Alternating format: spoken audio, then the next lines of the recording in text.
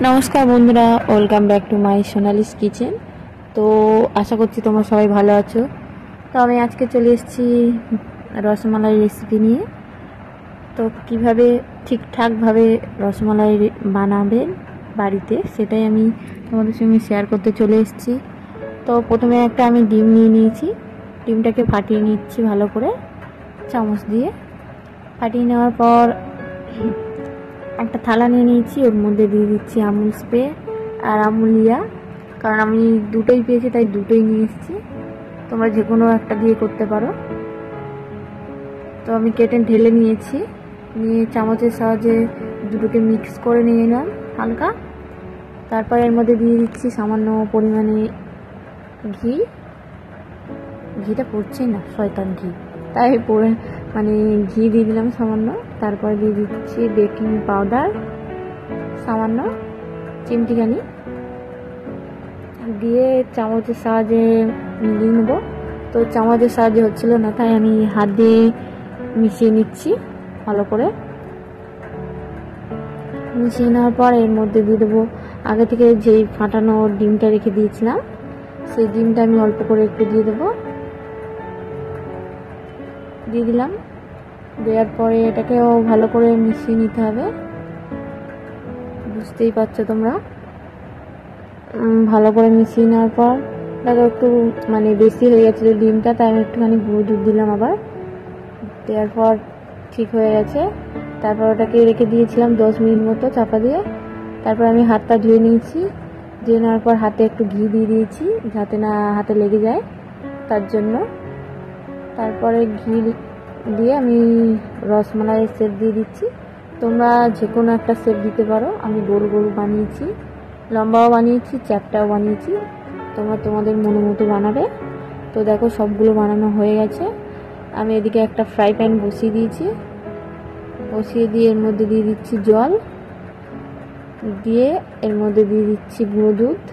হাফই ছিল, সেটাই দিয়ে দিলাম। দিয়ে নাড়াচাড়া করে নিলাম ভালো করে।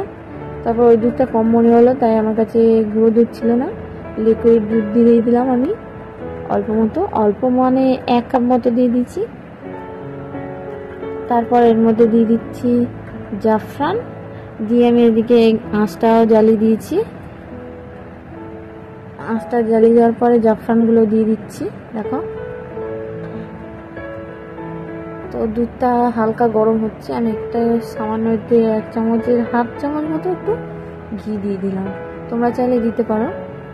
তো আমি দিয়েছি, আমার মনে হলো তাই দিলাম। তোমরা চাইলে দিতে পারো, না চাইলে না দিতে পারো।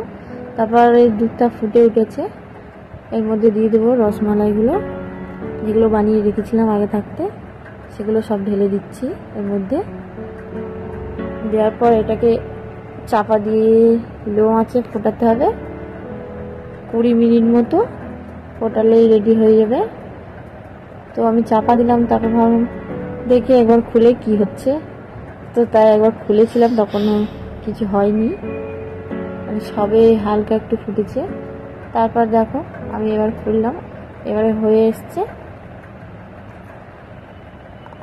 আর আমি ভুলেই গেছিলাম চিনি দেওয়ার কথা, তো তাই লাস্টে চিনি দিলাম। তোমরা প্রথমের দিকে চিনি দিয়ে দেবে, তাহলে স্বাদটা আরও বেশি ভালো হবে, কারণ চিনিটা ওর মধ্যে ঢুকবে। তো তাই চিনিটা প্রথমে দিতে হয়। আমি লাস্টের দিকে দিয়ে দিয়েছি, তাই মিষ্টিটা একটু কম লাগছিল। তোমরা চাইলে তোমাদের স্বাদ মতনই মিষ্টি দেবে। তো তারপর আমি মিষ্টি দিয়ে ভালো করে ফুটিয়ে নিয়েছি। ফুটিয়ে নেওয়ার পর আমি নামিয়ে নিচ্ছি।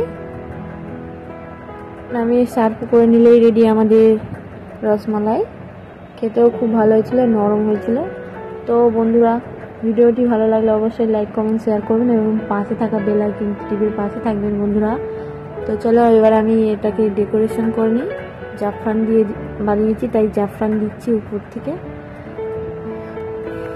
জাফরান। আর দিয়ে দেবো আলমন্ড বাদাম, আমি কেটে রেখেছি আগে থাকতে, তোমাদেরকে দেখাইনি। তো সেটা কোনো ব্যাপার নয়, তোমরা চাইলে দিতে পারো। উপর থেকে আমি জাফরান দিয়ে দিচ্ছি। তো দেখো বন্ধুরা, পুরো দোকানের মতো লাগছে দেখতে, খেতেও দোকানের মতো হয়েছিল। তোমাদের এই ভিডিওটি কেমন লাগলো অবশ্যই কমেন্ট করে জানাবে বন্ধুরা। তো আমি একটা দেখাবো ভেঙে কতটা সফট হয়েছে।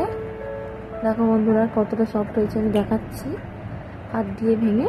তো গরম খুব ছিল তাই হাত দিচ্ছিলাম না।